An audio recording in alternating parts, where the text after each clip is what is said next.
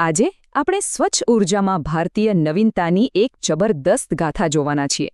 આ વાત છે ભારતની હાઇડ્રોજન સફરની. એક નાનકડી પ્રયોગશાળાથી શરૂ કરીને દેશના મોટા મોટા હાઇવે સુધી.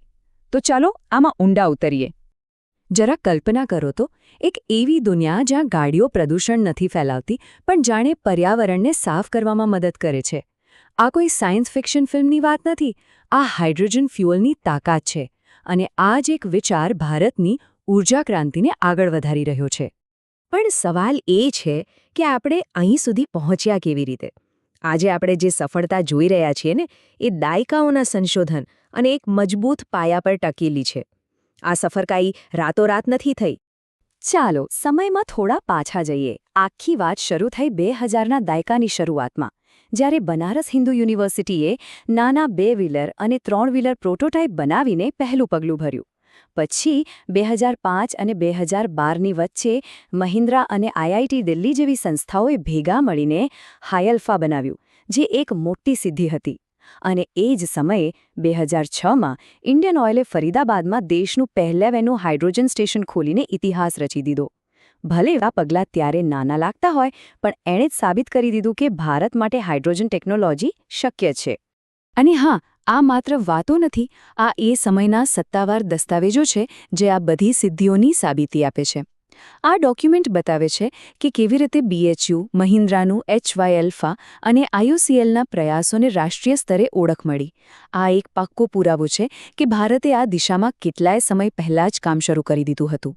તો આ વાહનો આખેર કામ કઈ રીતે કરે છે? બહુ સરળ રીતે સમજીએ તો, ફ્યુઅલ સેલ વેહિકલ એટલે કે FCV હાઇડ્રોજન અને હવામાંથી ઓક્સિજન લે છે અને એમાંથી વીજળી બનાવે છે. અને આખી પ્રોસેસમાં કોઈ ધુમાડો નહીં, કોઈ પ્રદૂષણ નહીં, બહાર નીકળે તો માત્ર શુદ્ધ પાણી. બસ આ જ તો એની ખાસિયત છે. ચાલો હવે ફાસ્ટ ફોરવર્ડ કરીને સીધા આજના સમયમાં આવીએ. આપણે એ પ્રારંભિક પ્રયોગો અને પ્રોટોટાઇપથી ઘણું આગળ નીકળી ગયા છીએ. હવે આ ટેકનોલોજી ભારતના રસ્તાઓ પર, વાસ્તવિક દુનિયામાં મોટા પાયે ઉતરી રહી છે. આ ટેકનોલોજીકલ પ્રગતિ કેટલી જબરદસ્ત છે એ સમજવા માટે ખાલી 3 વ્હીલરની સફર જુઓ. એક સમય હતું હાઇફા, ભારતનું પહેલું હાઇડ્રોજન સંચાલિત 3 વ્હીલર. એ એક રિસર્ચ પ્રોજેક્ટ હતો જેણે સાબિત કર્યું કે હા, આવું શક્ય છે. અને આજે આપણી સામે છે આધુનિક FCVs, ટાટા મોટર્સ અને IOCLની અત્યાધુનિક ફ્યુઅલ સેલ બસો, જે હવે સામાન્ય લોકો માટે રસ્તા પર દોડી રહી છે. જે એક સમયે માત્ર એક કલ્પના હતી, તે આજે હકીકત બની ગઈ છે. અને વાત અહીં અટકતી નથી. ટાટા મોટર્સ અને IOCLએ સફળતાપૂર્વક હાઇડ્રોજન બસો લોન્ચ કરી છે.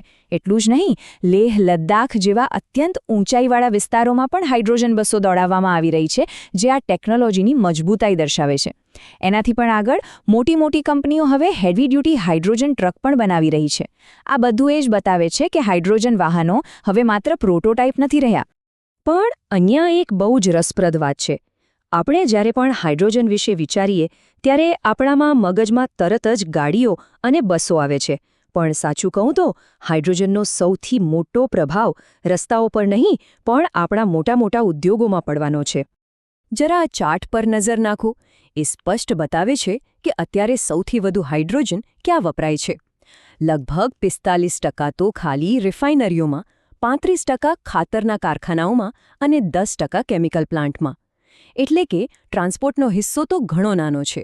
આ એવા ક્ષેત્રો છે જ્યાં ગ્રીન હાઇડ્રોજન સૌથી મોટો બદલાવ લાવી શકે છે. બસ આ એક વાક્ય બધું જ કહી દે છે. ભારે ઉદ્યોગોનું ડીકાર્બનાઇઝેશન કરવું એ જ ભારત માટે પર્યાવરણના ક્ષેત્રમાં સૌથી મોટી જીત હશે. અને એટલે જ દેશના નેશનલ ગ્રીન હાઇડ્રોજન મિશનનું મુખ્ય ધ્યાન વાહનો કરતાં પણ પહેલાં આ ઉદ્યોગો પર છે. તો આ બદલાવ આવશે કેવી રીતે? ચાલો 3 સરળ સ્ટેપમાં સમજીએ. સ્ટેપ 1. અત્યારે આ બધા ઉદ્યોગો એવો હાઇડ્રોજન વાપરે છે જે પેટ્રોલ, ડીઝલ જેવા અશ્મિભૂત ઇંધણમાંથી બને છે અને એનાથી પ્રદૂષણ થાય છે. સ્ટેપ 2. હવે ભારતની પ્રાથમિકતા એ છે કે આ હાઇડ્રોજનને ગ્રીન હાઇડ્રોજનથી બદલવો, જે સોલાર અને પવન ઊર્જા જેવી સ્વચ્છ ઊર્જામાંથી બને છે. અને સ્ટેપ 3. જેવો આ બદલાવ આવશે, દેશના સૌથી મોટા પ્રદૂષણ ફેલાવતા સ્ત્રોતોમાંથી કાર્બન ઉત્સર્જનમાં જંગી ઘટાડો થશે. તો જુઓ, આપણે ક્યાંથી શરૂઆત કરી? લેબના પ્રયોગોથી, પછી રસ્તા પર વાહનો દોડાવ્યા અને હવે ઉદ્યોગોમાં એક મોટી ક્રાંતિ લાવવાની તૈયારી કરી રહ્યા છીએ. ખરેખર આ એક અવિશ્વસનીય સફર રહી છે. તો ચાલો હવે જોઈએ કે ભવિષ્યમાં શું છે. ભારતે લેબમાં અને રસ્તા પર બંને જગ્યાએ પોતાની ક્ષમતા સાબિત કરી દીધી છે. પણ આ તો માત્ર શરૂઆત છે. ગ્રીન હાઇડ્રોજનને ઊર્જાનો મુખ્ય સ્ત્રોત બનાવવો, બીજા દેશોમાં એની નિકાસ કરવી અને એક સંપૂર્ણપણે સ્વચ્છ અર્થતંત્ર તરફ આગળ વધવું હજુ ઘણી બધી શક્યતાઓ રહેલી છે. સવાલ એ નથી કે ભારત આ કરી શકશે કે નહીં. સવાલ એ છે કે આ હાઇડ્રોજન ક્રાંતિ ભારતને અને આખી દુનિયાને ક્યાં લઈ જશે.